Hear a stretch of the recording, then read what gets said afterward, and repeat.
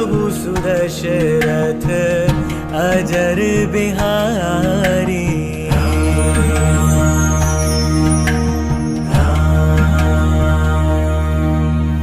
राम सिया राम जय जय राम। 11 बजे तक मौन रहना, कुछ भी बोलना नहीं है। लोगों ने पूछा कि आपके साथ ये कौन है? उसने कहा कि मौनी बाबा हैं, आप जानते नहीं, बड़े सिद्ध मौनी हैं, बचपन से मौन करते आए हैं। आज 30 साल की उम्र हो चुकी है, 30 वर्ष तक अपनी जबान तक खोली नहीं, कितनी बड़ी तपस्या है। अब जिसके यहां पर ये ठहरे हुए थे, वो आदमी वहां का सबसे बड़ा, जिसे कहते हैं कि खरबोपति, जिसकी कई मीलें चल रही हैं, वो आदमी कहा कि बाबा जी मौनी और मेरे घर पधारे। साष्टांग दंडवत कर दिया। उसने कहा कि भगवान, मैं इनके बनाए हुए कपड़े कटपीस की दुकान से खरीदता हूं, उसमें चारा में नफा कमाता हूं, घर चलाता हूं, और इतना बड़ा करोड़पति आदमी मेरे सामने झुक गया है, क्या बात है? उसने कहा कि अच्छी बात नहीं, अगर पता चल जाएगा कि मैं मौनी नहीं हूं, कोई बाबा बाबा नहीं हूं, तो फिर तो गिन गिन के भी नहीं पड़ेंगे, बिना गिने पड़ेंगे। उसने कहा कि चुप रहो, मौन रहा। पता चला, उसने उसके मित्र को कहा कि हमारे यहां एक मौनी बाबा आए हुए हैं, बड़े ही मौनी है, बड़ा ही चमत्कार है। मैं कहता हूं कि आप कुछ भी झूठ मूठ का कोई भी एक काम अलग कर दिए, जो जनता करती है उससे थोड़ा सा सट के अलग काम कर दो, लोग आपको बाबा कहने लग जाएंगे। बिल्कुल आपको बाबा कहेंगे लोग।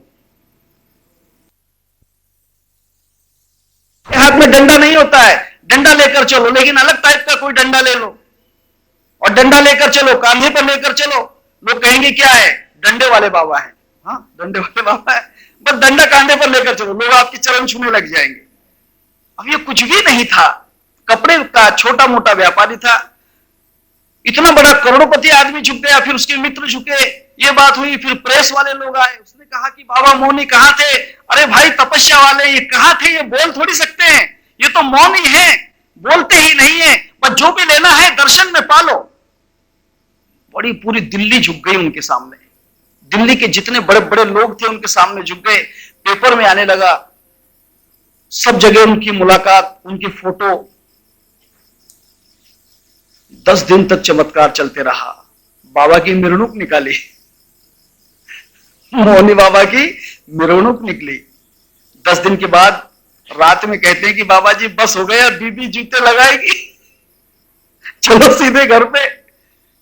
उसने कहा कि अब एक काम करना, थोड़ी दाढ़ी बढ़ा लो, क्योंकि बाबा लोगों को दाढ़ी से ही पहचाना जाता है, दाढ़ी बगैर बाबा नहीं पहचानते लोग।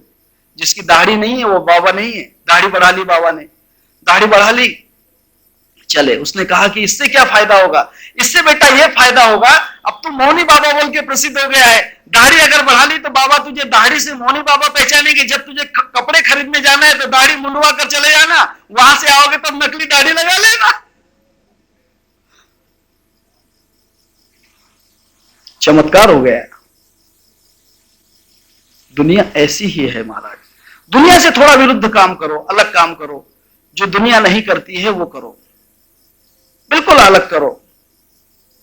देखिए कोई कोई बाबा ऐसे होते हैं कि गालियां देते हैं, इतनी बेछूट गालियां देते हैं, इतनी बेछूट गालियां। लोग कहते हैं बाबा बहुत चमत्कारी है, बाबा बहुत सिद्ध है। तो गालियां देना ही सीख ले, दुनिया उसके पीछे भागेगी। बाबा कुछ नहीं, बाबा के गालियों में प्रसाद है। एक बात है, पथरी बाबा थे, उनका नाम है पथरी बाबा। यूपी के अंदर पथरी बाबा थे, कुछ भी नहीं करते थे। कोई भी अगर आए पत्थर फेंक कर मारना है, पत्थर फेंक कर मारना है। लोग कहते थे कमाल है, अरे तुम्हें क्या मालूम है, अगर बाबा का पत्थर सही लग जाए बेटा करोड़पति बन जाता है। हाँ, पत्थर खाने के लिए लोग जाते बाबा के सामने। बाबा के सामने लाइन लग गई, गर्दी लग गई, बाबा पत्थर फेंकते, पत्थर फेंकते, पत्थर फेंकते, कुछ भी नहीं, लेना नहीं देना नहीं, पत्थर फेंकने वाले पथरी बाबा हो गए। दुनिया के अंदर जो है, दुनिया झुकती है, झुकाने वाला चाहिए। अविवेक से और अहंकार से दुनिया झुकती है। रावण में अहंकार था, किसी भी टाइप का आपके अंदर अहंकार हो जाए, मैं एक पैर पे खड़ा हूं, मैं मौनी हूं, मैं जटाधारी हूं, मैं मठाधारी हूं, मैं डंडे वाला हूं, मैं पत्थर फेंकने वाला हूं, मैं गालियां देने वाला हूं, मैं भस्मी हूं, मैं दिगंबर हूं, मैं नग्न रहता हूं, मैं ब्रह्मचारी हूं, ये सब अहम भाव के ही घर हैं। अहम भाव के ही लक्षण हैं। बस थोड़ा भी अहंकार कर लिया, समझो कि उसके पीछे दुनिया चली। रावण के सामने दुनिया झुक गई, क्योंकि क्या था? रावण अहम का प्रतीक था। अगर कोई भी महात्मा अहम को छोड़ दे, अहम को अगर छोड़ देता है, तो फिर दुनिया उसे कोई नहीं मानेगी। प्रकार ऐसा हुआ, फिर अहम का घर तो बड़ा ही बढ़ता जाता है। अहम की जो बेल है, इसे बढ़ते समय नहीं लगती। अहंकार की जो बेल है, ये दोनों तरफ से बढ़ती है। ये ऊपर की तरफ भी बढ़ती है, नीचे की तरफ भी बढ़ती है। नीचे की तरफ बढ़ती है तो हमें लगता है कि झुक गई है, परंतु नहीं, और दूसरा घर देख रही है। बड़ का पेड़ देखा है? वडाचं झाड माहिती है ना? बड़ का जो पेड़ होता है उनकी तरफ बढ़ता है, उसकी जड़ें नीचे की तरफ झुकती हैं। हम कहते हैं कि पारम भी लग गई, लेकिन नहीं, वो बड़ की दूसरी जड़ है जो और घर देख रही है कि और कहीं ना कहीं उग जाऊं, और कहीं उगने का रास्ता देख रही है। अहंकार की जड़ें बड़ी ही खतरनाक हैं। रावण का ऐसा ही प्रकार हुआ। रावण ने कैलाश उठा लिया तपस्या करके, परंतु जड़ें बढ़ती ही गई। पाताल में चला गया, नागलोक को जीत लिया, स्वर्ग में चला गया, इंद्र को जीत लिया, ब्रह्मलोक में चला गया, ब्रह्म को जीत लिया, देवताओं को जीत लिया, सब संसार को जीतता चला गया। उसकी जड़ें फैलती ही गई, फैलती ही गई। अहंकार की जड़ें फैलती चली जाती हैं। फिर वो कितनी भी पुरानी हो जाए, जितनी पुरानी हुई उतनी ज्यादा फैलेंगी, उतनी ज्यादा फैलती जाती है। रावण ने अपने अहंकार में तपस्या की, तपस्या तो की,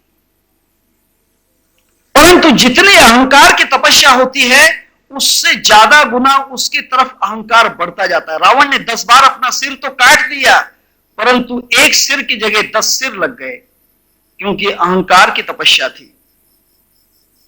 अहंकार की तपस्या थी।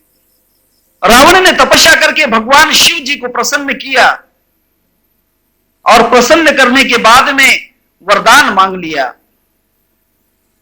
शिव जी ने कहा कि मांगो, क्या चाहते हो? उसने कहा कि प्रभु, मैं मरना नहीं चाहता हूं। अहंकार कभी मरना नहीं चाहता है। आप किसी को कहो कि अरे छोड़ दो ये बातें, क्यों इतना बड़प्पन करते हो, थोड़ी नम्रता लो। नहीं नहीं, मैं नम्रता कैसे लूंगा? हाँ, मैं कैसे नम्रता लूंगा? अरे बाबा, झुकने में क्या जाता है, थोड़ा पीछे हो जाओ, कोई बिगड़ने की बात नहीं है। मैं नम्रता क्यों लूंगा? ये बात होती है। देखिए, संसार में आपने देखा होगा, आप थोड़ा निरीक्षण करते हैं, इस संसार का निरीक्षण किया है। अगर कोई व्यक्ति मरता है तो उसे ले कैसे जाते हैं 4 लोग? उसके ले जाने का तरीका बतलाइए, थोड़ा सा बतलाओ। लेडीज की तरफ नहीं, क्योंकि लेडीज कभी कांधा देकर नहीं ले जाती। मैं पुरुषों से बात कर रहा हूं। बतलाओ बतलाओ, जल्दी बतलाओ। उसे सर के बल ले जाते हैं कि पैर के बल? हाँ, शाबाश, पैरों की तरफ से ले जाते हैं, सर की तरफ से नहीं ले जाते हैं। इसका मतलब मरने के बाद भी वो जो मुर्दा है वो कहता है कि अरे तुम मुझे क्या कांधे पर ले जाओगे, मैं तो अपने पैरों की तरफ से चल रहा हूं। जय सिया राम। मरने के बाद में भी उसका अहंकार नहीं मरता। बड़ी कठिन बात है। संसार का थोड़ा निरीक्षण कीजिए। ये बात मेरी नहीं है, हातिम ताई की बात है। हातिम ताई 7 सवालों का जवाब लेकर जब अपने में खड़े थे, महल के ऊपर, टेरेस के ऊपर, अटारी पे खड़े थे, उसकी 7 रानियां उसके साथ में थी, हातिम ताई के। बड़ा अच्छी किताब है, किताब, परोपकार की किताब है। रानियों ने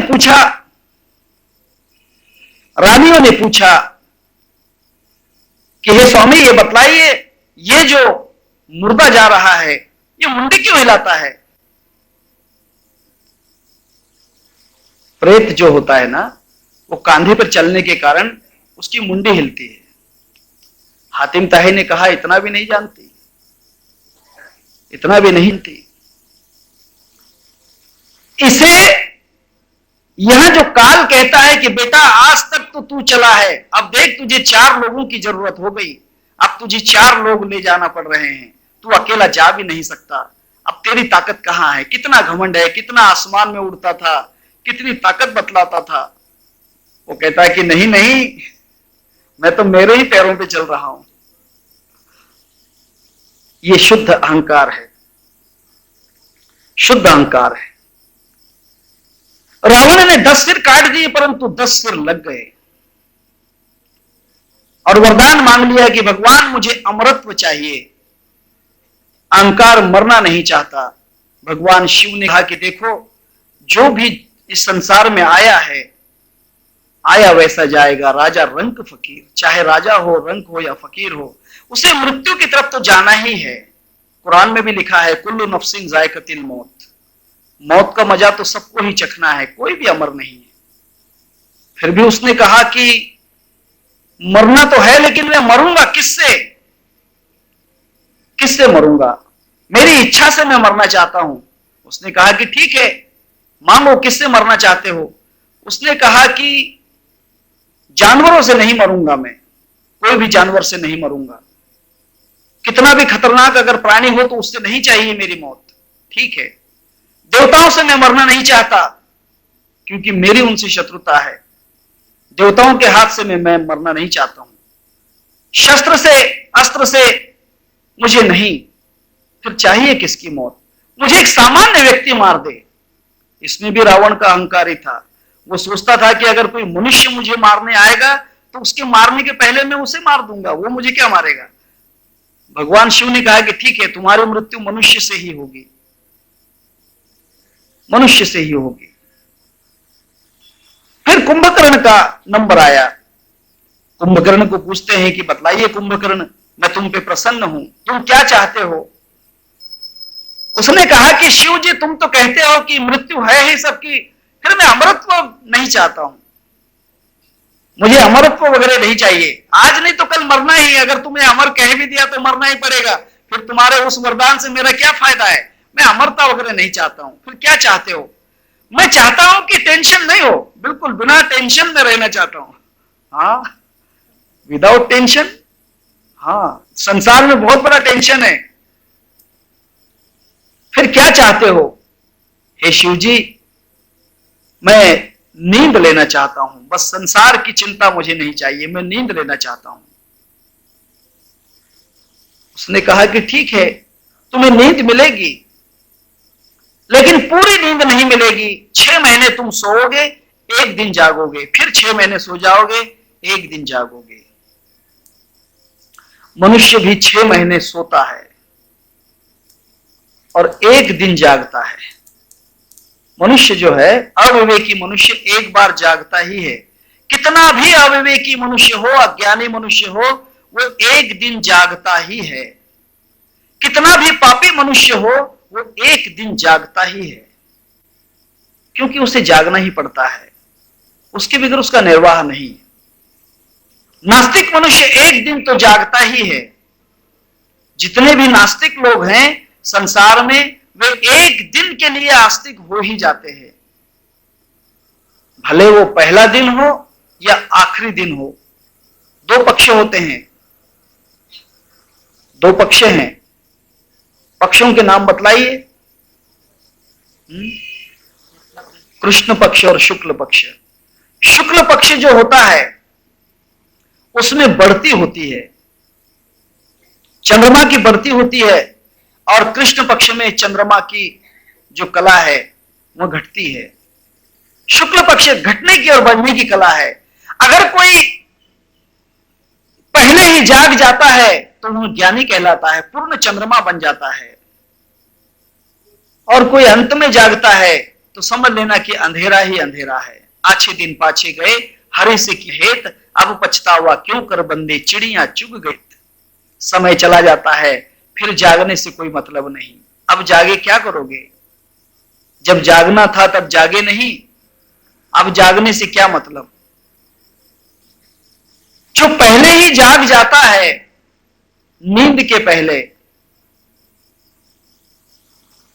वह जो है पूर्ण चंद्रमा बन जाता है, उसकी कला विकसित हो जाती है।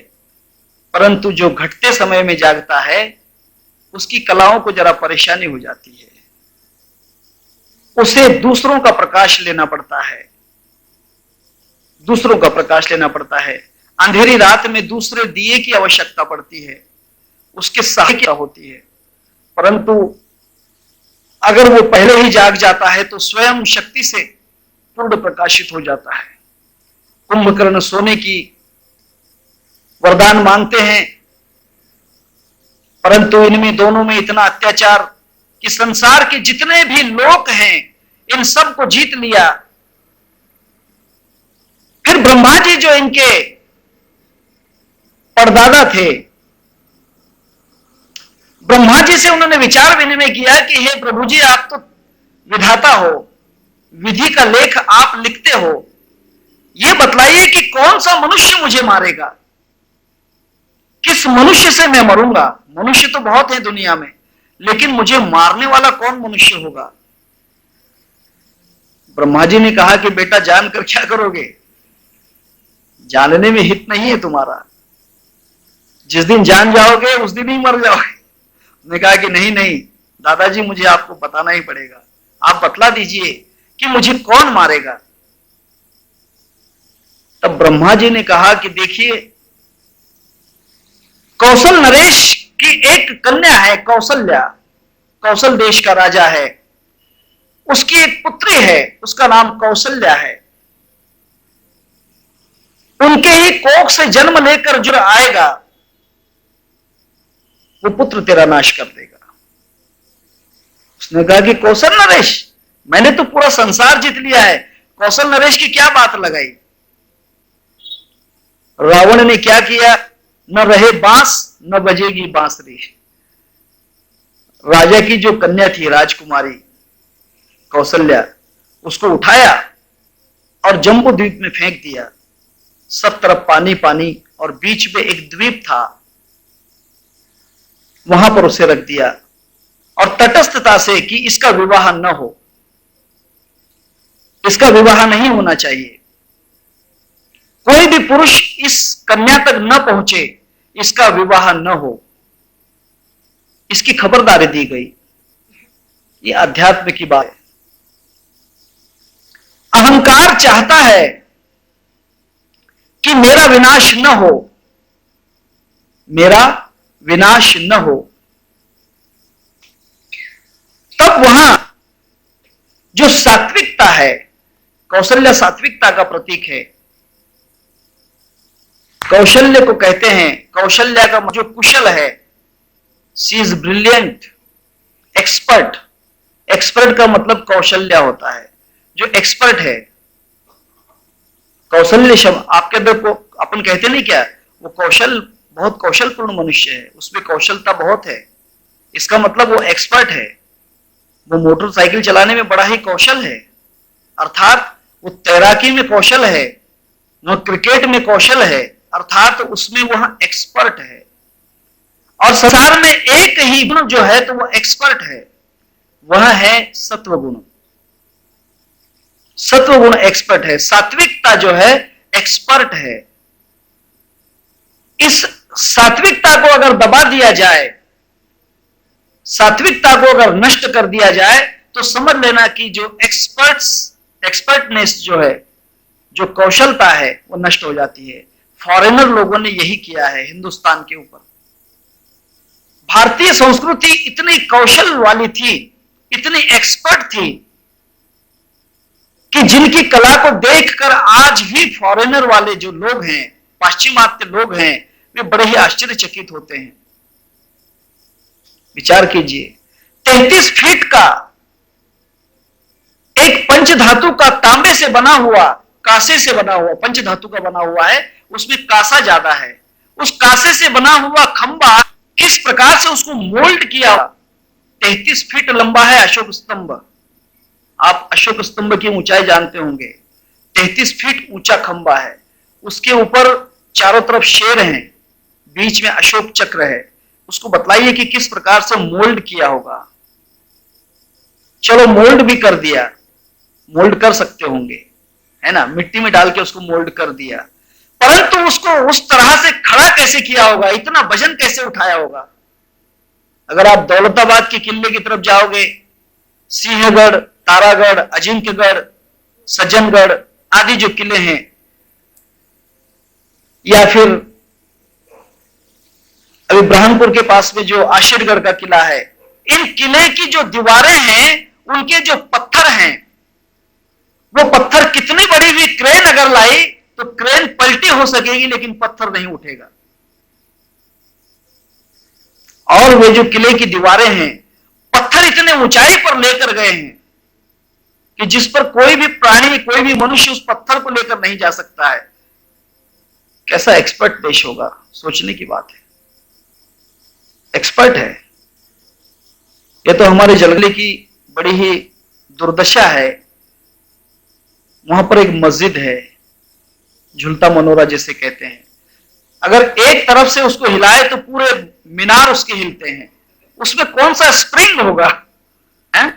स्प्रिंग तो नहीं है, लेकिन किस प्रकार से हिलता होगा, सोचने की बात है। अजंता की गुफा में एक खंबा है, उस खंबे को अगर टच करोगे तो मृदंग का आवाज निकलता है, तबले का आवाज है।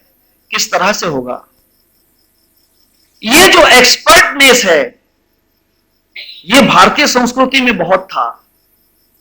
संसार में गणित का जो एक्सपर्टनेस है भारत के अंदर, गणित भारत से ही प्रसिद्ध हुआ है। संसार में शून्य की संख्या किसी को पता नहीं थी। सबसे पहले जो गणित है भारत में हुआ। ये सब एक्सपर्टनेस जो है, कौशल हैं, ये भारत में हुए, परंतु इसको बिगाड़ने का काम पाश्चिमात्य संस्कृति ने किया है। कैसे? ये जो एक्सपर्ट लोग थे, इन लोगों को व्यसनी बना दिया। इस देश में शराब लाई गई, इस देश में नग्नता लाई गई, इस देश में अलग अलग प्रकार के स्वांग लाए गए, जिससे मनुष्य का लक्ष्य जो है अपनी कला से निकलकर, कौशलता से निकलकर इन नास्तिक चीजों की तरफ आ गया। और आज वह कला नहीं है। आपको मैं सही बताऊं, मैं जहां पर जाकर आया हूं, खजुराहो के मंदिर हैं, उस मंदिर में भगवान महाविष्णु की एक मूर्ति है। 7 मंदिर हैं वे। भगवान शिव की मूर्ति है, ज्वाला की मूर्ति है, भैरव की मूर्ति है, विष्णु की मूर्ति है, वीरभद्र की मूर्ति है। ऐसे 7 प्रकार के मंदिर हैं। काम कला के चित्र हैं वहां पर। परंतु उसके अंदर जो महाविष्णु की मूर्ति है, वो मूर्ति करीब 6 फीट ऊंची मूर्ति है। उस मूर्ति के पीछे अगर आपने छोटी भी कापूर की जोत जलाई, या माचिस भी अगर जला लेते हैं, माचिस का तिनका अगर जला लेते हैं, तो वहां जो मूर्ति है उसका जो प्रभा चक्र है, दूर से देखने वाले आदमी को ऐसा लगता है कि वो चक्र घूम रहा है और प्रकाशित है। मैं खुद देख कर आया हूं। वो चक्र प्रभा जो होती है, वहां प्रकाश में घूमते हुए नजर आएगा आपको। देखिए, उसका जो लाइट है वहां उसके फाउंडेशन में नीचे जलाया जाता है, पीछे बैक साइड में, और ऊपर जो 6 फीट ऊपर जो प्रभा है मूर्ति की, वहां पर वो प्रकाश घूमता हुआ नजर आता है। ये कौशलता है। और ये कौशलता सत्वगुण के अंदर है। जब इसमें रजोगुण और तमोगुण मिल जाता है, तब कौशलता थोड़ी लुप्त हो जाती है, नष्ट हो जाती है। पाश्चिमात्य लोगों ने इसके अंदर जो है तमोगुण का प्रसार ज्यादा किया, जिसके कारण सत्वगुण की कौशलता नष्ट हो गई। सत्वगुण नष्ट हो। रावण तमोगुण का प्रतीक है। उसने सत्वगुण को दबाने का प्रयत्न किया, दबा दिया सत्वगुण को, ताकि उसमें राम का जन्म न हो, राम का जन्म न हो। और इस पर रावण ने अपने प्रयत्न किए। रावण अधिपति होना चाहता था, संसार को जीतना चाहता था। संसार में जिसमें भी अहम भाव है, वो इस दुनिया के सब लोगों को अपना गुलाम बनाना चाहता है। गुलाम बनाने की उसकी एक डेस्टिनेशन होता है, ध्येय होता है, उसकी प्रथा होती है कि वो पूरे संसार को अपनी मुट्ठी में रखे। रावण ने वही किया। संसार का जितना भी धन है, वो धन उसने बटोरना शुरू किया। परंतु उसने देखा, जो उनके दादाजी जो थे ब्रह्मा जी से पूछा कि हे दादाजी, आप मुझे बतलाइए कि मनुष्य मुझे कौन सी ताकत से मारेगा। मनुष्य में ऐसी क्या ताकत है कि मेरे तो 20 भुजाएं हैं, 10 शीश हैं, सबसे बड़ा शक्तिमान हूं, अमरत्व का मुझे वरदान है, मैं शिव जी का परम भक्त हूं, मैंने कैलाश को अपने बाहुओं के ऊपर उठा लिया है, इतनी मुझ में शक्ति होते हुए भी मनुष्य इस बल के ऊपर मार देगा। दाने कहा कि मनुष्य के पास एक ही बल है, चाहे वो कितना भी छोटा मनुष्य हो, अगर वो ब्रह्मा को भी निशाना बनाता है तो उसे भी घायल कर सकता है, उनको घायल कर सकता है, शिव जी को भी अपना गुलाम बना सकता है, संसार की जितनी चीजें हैं उसको वो गुलाम बना सकता है। अगर मनुष्य के पास में वेदांत हो, तपस्या हो, सत्य हो और धर्म हो, वेदांत, सत्य, धर्म और तपस्या, ये 4 दीवारें हैं। इन 4 दीवारों के ऊपर उसका अगर कलश ठहर जाए, सत्व गुण का अगर कलश लग जाए, तो मनुष्य भगवान से भी बढ़कर है। मनुष्य भगवान से छोटा नहीं है, कभी मत समझो। मनुष्य में भगवान से बड़ी ताकत है। इसीलिए तो मनुष्य जिस टाइप से भगवान को बनाता है, भगवान को उसी रूप में आ जाना पड़ता है। जिस टाइप से वो बनाएगा उसी टाइप से उसको आना ही पड़ेगा। जहां भी पुकारेगा, जैसे भी पुकारेगा, भगवान को आना ही पड़ेगा। क्योंकि मनुष्य में अगर वेदांत, सत्य, धर्म और तपस्या अगर हो, रावण ने कहा इसके बल पर मुझे मारेगा, धर्म के बल पे, सत्य के बल पे, तपस्या के बल पे और वेदांत के बल पे, कल से ये कुछ भी नहीं रहेगा। वेदांत को नष्ट कर दो, वेदांत को नष्ट कर दो, सत्य को मिटा दो, तपस्या को मत करने दो और धर्म का विनाश कर दो, सब तरफ अधर्म फैला दो। जितने भी राक्षस थे, आज वही चल रहा है। आज धर्म नाम की चीज नहीं है। देखिए, धर्म नाम की चीज, जिसका जो धर्म है वो अपने धर्म से भी डर रहा है। कितनी कमजोरी है मनुष्य में, अपने ही धर्म से खुद डर रहा है। उसे डर है कि दूसरा धर्म मेरे धर्म को मुझे ना नष्ट कर दे, इसलिए वो अपना धर्म भी छुपा कर बैठा है। अपना धर्म भी छुपा कर बैठा है तो राम भक्त, प्योरली आरएसएस है, परंतु अपनी आरएसएस की शक्ति को प्रकट नहीं कर सकता। अपने धर्म को पीछे छिपा दिया। कल का स्टेटमेंट था कि मंदिर बनाएंगे, हम पूर्ण प्रयत्न करेंगे। आज स्टेटमेंट दिया कि हमारे एजेंडा के ऊपर कोई भी ऐसी बात नहीं। बोलो जय सिया राम। धर्म का विनाश हो गया, धर्म की ताकत खुद मिटा दी, धर्म की शक्ति को मिटा दी। देखिए, मैं छोटा दृष्टांत कहता हूं। पंचतंत्र में बड़ा ही अच्छा दृष्टांत है। एक शेर था, शेर, और एक बकरी थी। एक शेर और एक बकरी। प्रकार ऐसा हुआ, दृष्टांत समझने की बात है। मनुष्य जब अपना धर्म नष्ट कर देता है तब उसकी शक्ति खत्म हो जाती है। धर्म अगर नष्ट हो गया तो समझ लेना कि वो गुलाम बनता चला जाएगा, धीरे धीरे गुलाम बन जाएगा। उसकी पूरी जो शौर्य है, उसकी ताकत है, खत्म हो जाएगी। प्रकार ऐसा हुआ कि वो शेर ने एक बकरी को पकड़ा, शिकार कर ली, घायल नहीं किया, उसको अपने कब्जे में ले लिया। बकरी को कब्जे में लेने के बाद में बकरी ने बड़े ही नम्रता से कहा, देखो हम तो बहुत कम हैं, हमारी ताकत भी नहीं है, हम तो गरीब जात के लोग हैं, हम बकरियां हैं, हमारी इतनी ताकत नहीं। तुम तो शेर हो, शेर, ये जंगल तुम्हारा है, तुम्हारे हाथ में सब सत्ता है। हम पिछड़े हुए हैं, है ना, हम अल्पसंख्याक हैं। बकरियों की संख्या भी कितनी होती है, बकरियां कोई इतनी ज्यादा थोड़ी होती हैं। हम तो बहुत गरीब हैं, अल्पसंख्याक हैं। शेर ने कहा कि हाँ हाँ मैं जानता हूं, क्या चाहते हो? कुछ नहीं, आपके राज दरबार में आप मुझे खा लो, शौक से खाओ। मैं चाहती हूं कि आप ही मुझे खाओ, कोई गीदड़ मुझे न खाए, कोई लोमड़ी मुझे न खाए। दूसरे कोई कुत्ते भेड़िए ना खाए, मैं चाहती हूं कि शेर ही मुझे खाए। हाँ हाँ, फिर मैं ही तो खाऊंगा, लेकिन एक बात है, सही बताऊं हे शेर बाबा, आप जैसे शक्तिमान तो कोई दुनिया में है नहीं, लेकिन देखिए आप कभी दांत का मंजन नहीं करते कोलगेट से। उसने कहा क्या बात करते हो, दांत बड़े पीले दिखते हैं। राजा को ऐसा नहीं कहना चाहिए, परंतु राजा को शोभा नहीं देता कि दांत ऐसे पीले हो। आपके नाखून भी बड़े भद्दे हैं, ये सफेद होना चाहिए। राजा की शान उसमें है कि वो सफेदी हो, उसके अंदर दांत अच्छे हो, नाखून अच्छे हो। तो फिर आप ये पुराने नाखून निकला दीजिए, आप अपना आरएसएस छोड़ दीजिए। हाँ सही बात, ये दांत भी निकाल दीजिए। हाँ हाँ सही बात है, बिल्कुल, तब आप मुझे खा सकते हो, वी कैन हेल्प यू।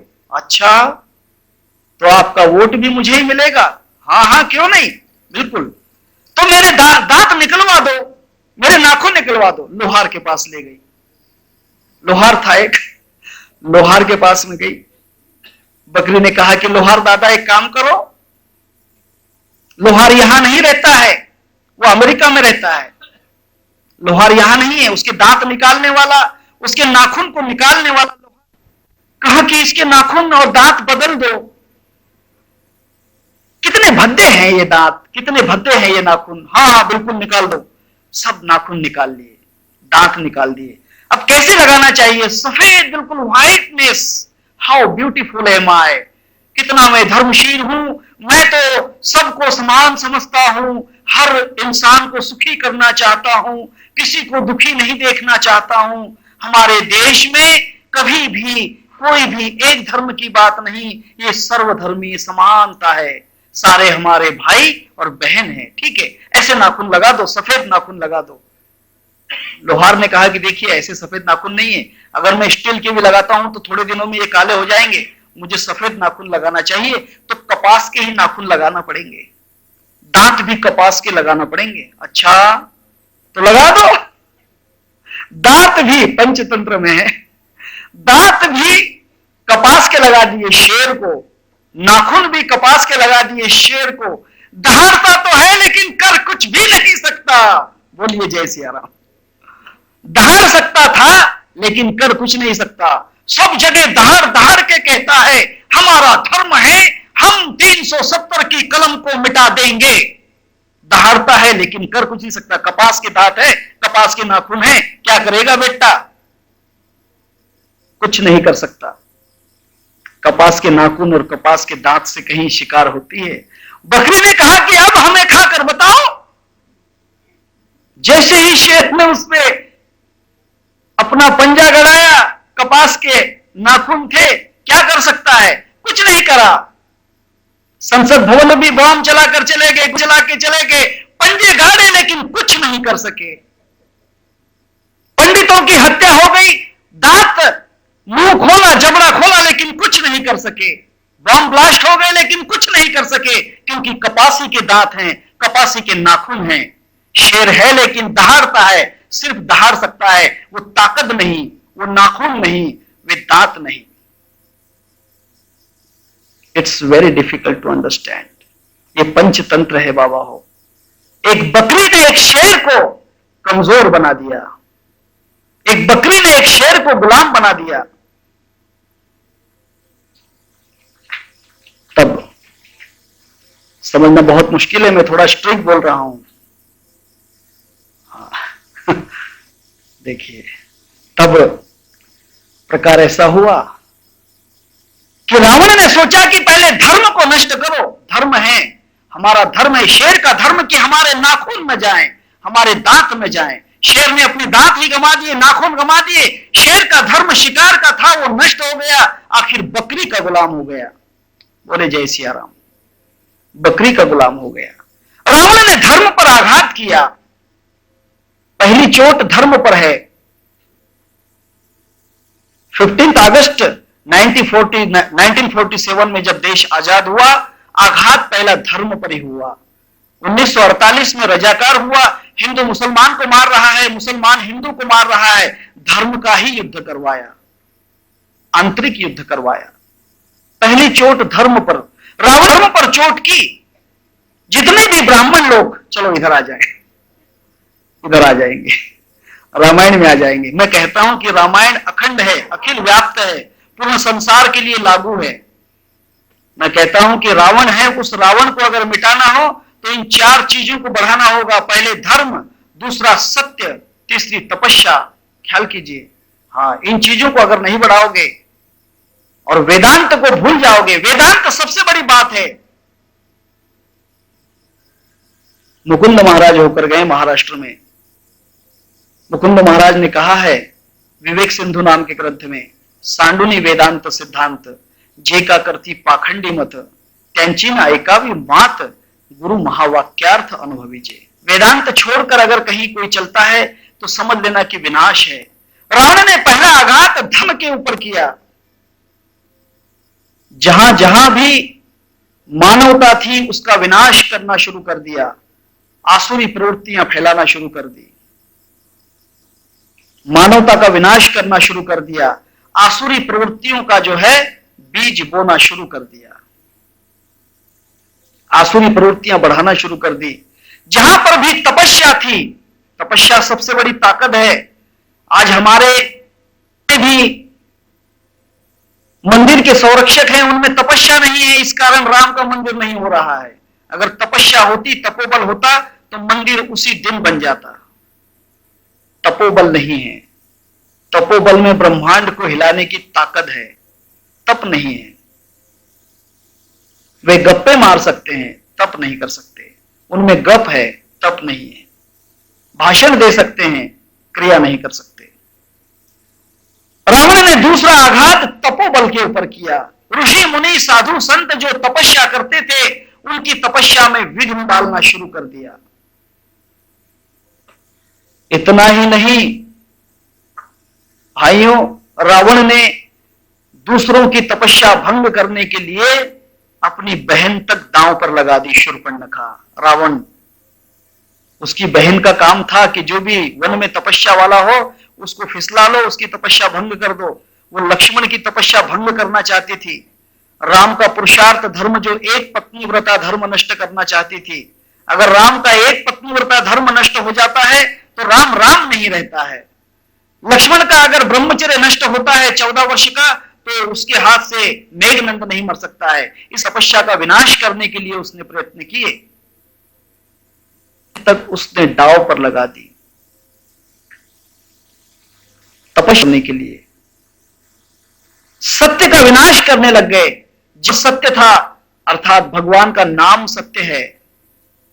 भगवान जो नाम है वह सत्य है। जहां भी कोई भगवान का नाम, रावण उसका विनाश करने के लिए चले जाते हैं। उसकी जो राक्षसी फौज थी वे उसका विनाश कर देते। इतना ही नहीं, उस नाम को झुकाने के लिए, सत्यता को मिटाने के लिए, आपको पता होगा बहुत बड़ा आघात है। आप अपने भारतीय संस्कृति की तरफ अगर आप देखोगे, आपको उतना अधिकार नहीं है कि आप मस्जिद के सामने से अपनी राम नाम की धुन गाते हुए निकल सकते हो। नहीं, नहीं निकल सकते आप, क्योंकि आपके सत्यता के ऊपर आघात है। पहला कि आप उनके सामने से नाम नहीं लेकर जा सकते, आघात है। यह बहाना है कि नमाज में खलल होती है, नहीं, यह आघात है कि तुम्हारा नाम वहां पर बंद हो जाए, तुम्हारे नाम की पवित्रता वहां नष्ट हो जाए। इसलिए मस्जिद के सामने नाम नहीं लिया जाता, आघात है। लेकिन उनके ऊपर जरा भी चोट आ जाए तो रास्ते पर जहां पर गटर है, जहां पर गंदगी है, जहां पर सूअर गंदगी करते हैं, वहां भी अल्लाह अकबर, यहां पर भी नमाज। इतने पवित्र हो तुम। राक्षसों ने वैसा ही किया। जहां जहां पर राम नाम का चिंतन चलता था, वहां पर राक्षसों ने रावण का चिंतन शुरू करवा दिया। साधु संत उनके मुंह से नाम छीनने लग गए। जो भी राम का नाम लेता है, भगवान का नाम लेता है, उसकी जिह्वा काट देते हैं। आपको मैं इतिहास कहता हूं,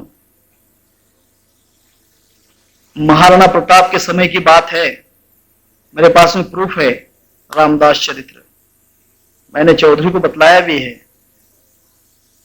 इतनी कत्ल की हिंदुओं की, जो भगवान का नाम लेते हैं, कि जिनके जनेऊ का वजन 1.25 क्विंटल था, 125 किलो वजन उनके जनेऊ का था।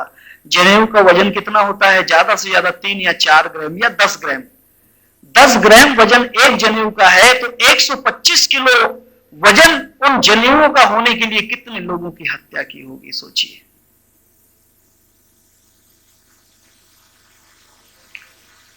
ये बात है। सत्यता के ऊपर आघात किया रावण कुंभकर्ण ने। जहां पर राम का नाम चलता था उनको उखाड़ कर फेंकते थे। इसी कारण तो राम नाम के अंदर खलल आता था, राम नाम के अंदर विघ्न आने लगा।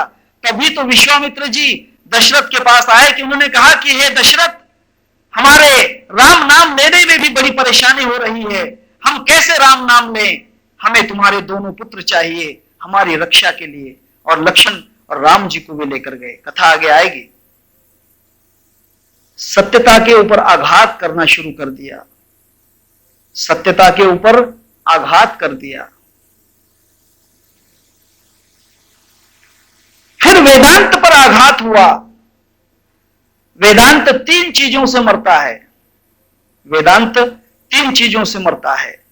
एक, अनाचरण, जो नहीं करना चाहिए वह करने लगे, का वेदांत मर गया। अनाचरण, अनाचरण जहां भी होगा वहां पर वेदांत का विनाश है। दूसरा, अनुकरण। अनुकरण का मतलब कॉपी करना, इमिटेशन। दूसरे कर रहे हैं उनकी क्रिया करने लगना। जैसे ही पाश्चिमात्य की कलाएं, पाश्चिमात्य के ढंग हमारे भारतीय संस्कृति में आए, हमारा वेदांत मरता चला जा रहा है। बोलिए जय सिया राम। वेदांत मर रहा है। पाश्चिमात्य की नग्नता हमारे अंदर जैसे जैसे आ रही है, वैसे वैसे हमारा वेदांत मर रहा है। ख्याल कीजिए। अनुकरण जो है, एक अनाचरण, वेदांत पर आचरण न करना, कोई भी दूसरी चीजों पर आचरण करने लग जाना। भारत के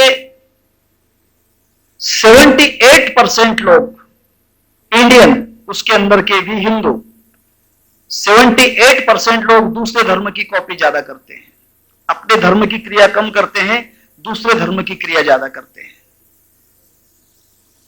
22% लोग, 22% लोग जो हैं अपने धर्म को छोड़ के दूसरे धर्म का कभी अनुकरण नहीं करते। 78% लोग दूसरे धर्म की तरफ झुक जाते हैं, क्षण में झुक जाते हैं। कुछ भी नहीं है, जरा भी कुछ नहीं है। एक पत्थर घूमता है, हाथ रखो तो पत्थर घूमता है। मैं कहता हूं ये दिया घूमने लग जाएगा। अगर आपका सही, आपको यकीन नहीं होगा, नारियल पे हाथ रखो, नारियल घूमने लग जाएगा। कुछ भी नहीं, कुछ कारण नहीं। एक गोल पत्थर रख देते हैं, लोग कहते हैं कि ये पत्थर घूमता है, बाबा की दुआ है, पत्थर घूमेगा। मन में सोचो, पत्थर सीधा उल्टा घूमेगा, तुम्हारे सवाल का जवाब मिलेगा नहीं। वो आपके चित्त के वाइब्रेशन है, वो वाइब्रेशन आपके हाथों में जाते हैं, उसका वो पत्थर आप ही घुमाते हैं, पत्थर कभी नहीं घूमता। लेकिन हम कहते नहीं, तो खाजा बाबा इतना, तिथे खाजा मियाँ करे तो दगड़ फिर तो येड़ा पागल हो गए क्या? कितने पागल हो रहे हो। अनाचरण, जो नहीं करना चाहिए वह करने लगना, उसे अनाचरण कहते हैं। अनुकरण, दूसरे करते हैं उनकी क्रिया में कूदना, कुछ काम नहीं है, कुछ भी काम नहीं है। आज कानबाई हुई तुम्हारे यहां पर, कोई आया कानबाई का जय जयकार करने के लिए, और तुम चले जाते हो मुहर्रम के डंके में, हैदर धुला, ताजा की दोस्ती हैदर धुला, खाजा की दोस्ती हैदर धुला। अरे तेरा कौन लगता है वे वो? हाँ, तेरा कौन लगता है? वेदांत का नाश हो रहा है इमिटेशन, अनुकरण से। और तीसरा जो है उसका कारण परिचरण। परिचरण का मतलब होता है उनके साथ रहना। उनके साथ रहने से, एक शेर था, एक शेर भेड़ों के साथ रहता है, मेढा म्हणतो आपण, बकरियों के साथ रहता है असल में शेर, लेकिन उनके साथ रहने से वो समझता है कि मैं भी बकरी हूं। मैं बकरी हूं ऐसा वो समझ लेता है। और इसी कारण से परिचरण के कारण ये सब प्रकार होता है। वेदांत इसी में नष्ट होता चला जाए। रावण ने आघात किया, उनके जो राक्षस थे उन्होंने ऐसे ऐसे आचरण किए कि बहुत से साधु महात्मा उनके जैसे करने लग गए, चमत्कार करने लग गए। बाबा लोग चमत्कार करने लग गए। उन चमत्कारों की तरफ जब ऐसा चमत्कार हुआ तो वे भी गले में मालाएं जो थी, पत्थरों की माला पहनने लग गए, हकीक की माला पहनने लग गए, हरे कपड़े पहनने लग गए, क्योंकि राक्षसी चमत्कार है। असुरों में बहुत चमत्कार होता है, यवन लोगों में, राक्षसों में बहुत चमत्कार है। देवता चमत्कार नहीं करते, असुरों के अंदर चमत्कार ज्यादा है और उनमें इतना चमत्कार मिलेगा आपको कि आप बड़े आश्चर्य में हो जाएंगे। कभी जो वो होता है, एक भी जला देते हैं और पूरा डेग भर के चावल पक जाता है। चमत्कार है, आसुरी शक्ति है ना, आसुरी शक्ति है। तब राक्षसों ने इस प्रकार का वेदांत नाश करने के लिए उनमें परिचरण करना शुरू कर दिया, चमत्कार करना शुरू कर दिया और उस चमत्कार के बहकावे में आकर वेदांत का जो दर्शन था उसे भूल गए। ये तो बड़ा ही अच्छा हुआ कि जगत गुरु शंकराचार्य आए, उन्होंने सौंदर्य लहरी नाम का एक ग्रंथ लिखा है जिसमें वेदांत के चमत्कार हैं कि वेदांत क्या नहीं कर सकता है। वेद सब कुछ कर सकता है, एबिलिटी है वेद के अंदर। अभी आपको वेदों का पता नहीं है, वेदों में इतनी सामर्थ्य है कि संसार की हर चीज को वे बदल सकते हैं। वेदांत में इतनी ताकत है। वेदांत में गुरुत्वाकर्षण का सिद्धांत, ऋग्वेद को पहला ही पढ़िए, पहला ही अग्नि का वर्णन है, ओम अग्नि रुणे अग्निमिदा, पहला ही जो रुचा है उसमें अग्नि का वर्णन है। उसमें पहले ही बतला दिया कि सूरज जो है ये अग्नि का दाता है, अग्नि का मालक है, अग्नि का पिता है और अग्नि से निर्माण होती है और वहां अग्नि रूपी जो सूरज है उसके 7 रथ हैं और वे 7 रथ सूरज की किरणों के द्वारा प्रकट होते हैं जिसे हम 7 रंग की किरणें कहते हैं। ताना पे ही निपाजा वेदांत कहता है। वेदांत कहता है कि संसार में जो अग्नि देवता है वह अग्नि देवता संसार में सबसे ज्यादा शक्तिमान अश्व है। अग्नि कही, अग्नि को घोड़ा कहते हैं। आज जितने भी संसार की गाड़ियां मोटर चल रही हैं वे अग्नि के ऊपर ही चल रही हैं। रेल बोलो, मोटरसाइकिल बोलो, बस बोलो, कार बोलो, इंजन बोलो, फैक्ट्रियां बोलो, ये अग्नि पर ही चल रही हैं। इलेक्ट्रिसिटी की अग्नि या फिर पेट्रोल डीजल की या राकेल की अग्नि, घासलेट की अग्नि, अग्नि के ऊपर ही चलती है। ये हमारा ऋग्वेद पहले कह के गया है। इतना ही नहीं, उसने कहा है कि अग्नि तत्व में इतनी ताकत है कि वह इस धरती को सूरज से, चंद्रमा को धरती से और नक्षत्रों को इस परिमंडल से बांध कर रखता है। उसे मैग्नेटिक पावर कहते हैं, गुरुत्वाकर्षण कहते हैं। अग्नि में इतना गुरुत्वाकर्षण है, गुरुत्वाकर्षण है। अभी आपको पता नहीं होगा, अगर कोई चीज के अंदर एक प्रकार का वायर बाइंडिंग किया जाए और उसमें अग्नि प्रज्वलित कर दी जाए तो उसमें लोह चुंबकीय शक्ति निर्माण हो जाती है, चुंबकीय निर्माण होती है, मैग्नेटिक पावर निर्माण हो जाती है। पंखा क्यों घूमता है? क्योंकि उसमें मैग्नेटिक पावर है। मैग्नेटिक पावर के कारण उसमें सर्कल निर्माण हो जाते हैं। दुनिया की कोई भी मोटर मैग्नेटिक पावर के कारण घूमती है। दूसरी बात, आपका खून क्यों घूम रहा है? आपके शरीर में जो ब्लड सर्कुलेशन है, मैग्नेटिक पावर है, ऊर्जा है। अगर आपका खून ठंडा पड़ जाता है, आपकी ऊर्जा यानी अग्नि अगर खत्म हो जाती है, डॉक्टर कहता है कि अब तो खत्म हो गया, ठंडा हो गया, बॉडी ठंडी हो गई, इसका मतलब इसमें अग्नि नहीं रही। अग्नि जब तक है, जब तक उसमें खून दौड़ता रहेगा और खून दौड़ता रहेगा तो सांस चलती रहेगी। इसका मतलब जितना भी सर्कल तुम्हारे शरीर में है वो मैग्नेटिक पावर से है। यह ऋग्वेद कहता है। रावण ने, मैं वेदांत की ज्यादा बात नहीं कहूंगा, वेदों पर तो कभी प्रवचन होते नहीं है, वेद प्रवचन करने का अधिकार भी नहीं। सिर्फ मैंने आपको कहा कि वेदांत में सब है, वेद सब कुछ कर सकते हैं। जगतगुरु शंकराचार्य ने वेद दर्शन जब जगत को दिया, वेदांत दर्शन व्यास जी का लिखा हुआ था, परंतु उसका भाष्य और वेदांत समझाया लोगों को, तब लोगों के समझ में आया कि वेदांत क्या चीज है। विवेक चूड़ामणि के द्वारा वेदांत समझाया जगत गुरु शंकराचार्य ने, केवल अद्वैत सिद्धांत समझाया। परंतु रावण ने वेदों पर आघात किया, वेदों की जो क्रिया थी उसे निष्क्रिय बतलाया, निष्क्रिय बतलाया उन क्रियाओं को, और वेदों का जहां भी उच्चारण हो रहा था उस उच्चारण के अंदर जाकर उन्होंने विघ्न डालना शुरू कर दिए। वेद भ्रष्ट होते हैं, वेद भ्रष्ट कर दिए जाते हैं। वेद भ्रष्ट कब होते हैं? वेद भ्रष्ट कब होते हैं? आप में वेद हैं, चारों वेद हैं, आपके बॉडी में चारों वेद हैं, हर आदमी के शरीर में चारों वेद हैं, यह आपको पता नहीं। पांचवा वेद आपके अंदर सूक्ष्म है, पांचों वेद आपके शरीर में हैं। भगवान के सांस से जब वेद निकलते हैं, आप भी सांस ले रहे हो, आपके हर सांस में वेद का जन्म हो रहा है, परंतु आप उसको ग्रथित नहीं करते, लिखते नहीं, उसकी पकड़ नहीं करते। हर सांस में वेद का जन्म है, अनंत वेद हैं। वेदों की जो ऋचाएं हैं आपके अंदर जन्म ले रही हैं। परंतु वेद भ्रष्ट कब होते हैं? वेद शुद्ध सात्विक हैं, वेद भगवान महाविष्णु के सांस से निकले हैं। परंतु ये भ्रष्ट कब होते हैं? जब इसमें, जिसे कहते हैं कि जो अपरिचित वस्तुएं हैं उनका सम्मिश्रण किया जाता है, जो चीज की आवश्यकता नहीं वो उसमें डाल दी जाती है। कोई व्यक्ति अगर शराब पीने लग जाए तो उसका वेद नष्ट हो जाता है। हम कहते हैं कि क्या बकबक करता है, जो नहीं अनप शनप बक रहा है। इसका मतलब जो बोल रहे हैं, आपकी जो भाषा है यह वेद है, आप जो बोलते हैं यह वेद है, परंतु शराब पीने के बाद में आप उल्टा सुल्टा बकते हैं। इसका मतलब आपकी बोल का जो वेद है, आपके मुंह से जो निकल रहा है वो वेद भ्रष्ट हो गया।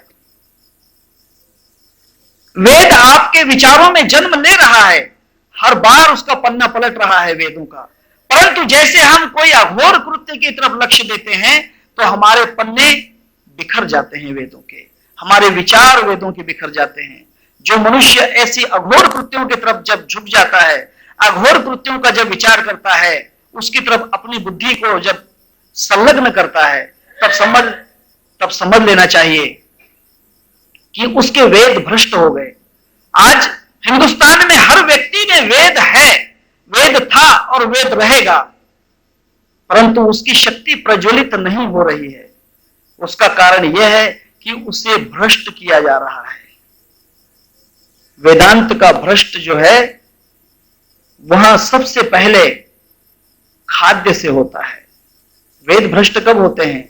जब खाद्य से, आप जो खाते हो उसका खून से सम्मिलन होता है, और खून में सांस जो है तो मिलती है। जब सांस ऐसे गंदे खून में जब मिलती है, तब उसके सांस के अंदर जो वेद हैं वे भ्रष्ट होते चले जाते हैं। इसलिए मांसा आहार जो है वेद को नष्ट करता है, मांसाहार वेद को नष्ट कर देता है। मैंने कहा ना, प्रताप भानु राजा जो थे इनको शापित कर दिया। ब्राह्मण तो वेद हैं, वेदों के दाता ब्राह्मण हैं, परंतु उनके मुंह से जब शाप निकलता है तब समझ लेना कि उस ब्राह्मण का वेद नष्ट हो गया। जैसे सामने आया उस ब्राह्मण से वेद नष्ट हो गया और वहां से शाप निकलना शुरू हो गया। यह बात है। दूसरी बात, देवासुर संग्राम क्यों हुआ? एक ही ऋषि के, कश्यप मुनि के देव और दानव पुत्र हैं, परंतु राक्षस हो गए, असुर हो गए, इनकी बुद्धि भ्रष्ट हो गई।